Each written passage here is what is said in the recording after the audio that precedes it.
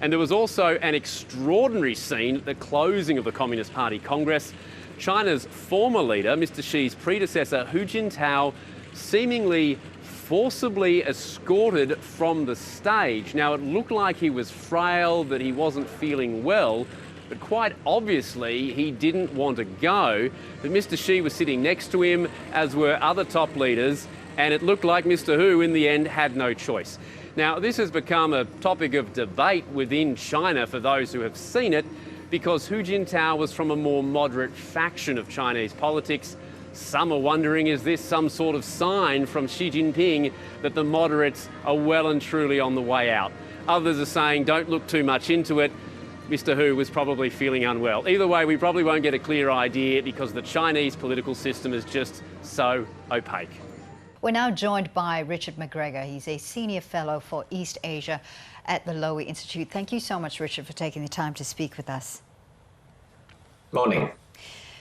Let's talk about Hu Jintao's rather embarrassing and very public exit through the Congress. I think that's everyone sort of looking at it at the moment. Now, the state media says that Hu Jintao was not well, and so he was escorted out of the hall. But we know that the Congress is a very much choreographed performance for the international and the domestic audience as well. That being the case, why do you think this departure from the Congress Hall was so public? Well, as Bill says, in a way, we're all speculating, but I really don't think it was a North Korean-style purge where somebody is marched out in public to sort of remind people of the great leader's power. Because Hu Jintao was, on TV later with Xi Jinping, and they didn't sort of excise him in that respect. So I'm going to go with the idea that it really is old age, a senior moment, if you like. He didn't want to leave, but he was sort of being, told that he should leave for his health. But as ever with these things, as Bill says, it's very opaque. We have little genuine information to go on. It can't be ignored, though, that Hu is a representative of a more liberal China. He headed the country between 2003 and 2013, at a time when China was receptive to new ideas. The internet was a little bit freer. We saw the Beijing Olympics. There was a more consultative leadership under Hu Jintao. Xi Jinping, however, has moved away from that. Why is that? Well, I'd say that liberal is a very relative term. Certainly the Hu Jintao administration was different from Xi's and in some respects looser, but definitely not liberal. But I think what Xi Jinping thinks, he looks back on those 10 years, he doesn't see, signs of opening and positive signs of opening and the like. He saw exactly the opposite. He thought there was chaos and corruption that was undermining the Communist Party, and he decided when he came in, he would do exactly the opposite. So instead of having a consultative collective leadership, we're back to one-man leadership, and that was really confirmed emphatically over the weekend. Just throughout the week-long events coming out of the Congress, there's been this frequent comparison between Xi Jinping and Mao Zedong. And Xi's speech at the Congress spoke of striving for, quote here, common prosperity. What does that phrase actually mean for the party?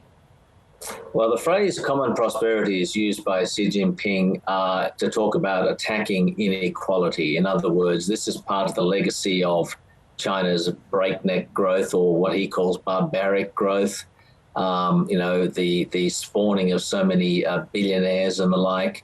China has one of the most unequal societies in Asia, which is odd for a nominally communist-led country. And Xi Jinping says he wants the country to be more equal. So he's actually going to tax the rich or make the rich pay more to achieve that. We don't know in detail, but that's what he's talking about there. Xi Jinping's ideology is very much aligned with nationalism, of course, and, trying to make China an undisputed superpower. That being the case, they've also, the CCP has also come out to say that they will not stand for Taiwan declaring any sort of independence or leaning towards independence at all. In the next 5 years, are we about to see military action in the Taiwan Strait or maybe even in the South China Sea, both disputed territories? It's impossible to say, but I think sooner or later, I suspect later, there is going to be some kind of showdown over Taiwan. China does not want to fight a war over Taiwan because they understand how damaging that can be. They've got a reminder of that with Ukraine. Obviously, a very different situation, but an example of how wars can go wrong and bounce back on you. There are many other alternatives on Taiwan: a blockade. All manner of pressure to force Taiwan to the negotiating table. That is the preferred outcome. The trouble with China's approach is they've given up on persuasion on Taiwan. People in Taiwan have just about zero interest in being ruled by Beijing. So that makes a military conflict of some kind quite possible. There's a lot of debate about whether it's sooner or later. We don't know. I suspect later. China is facing a growing aging population. There's rising youth unemployment as well. We're heading into a global recession now.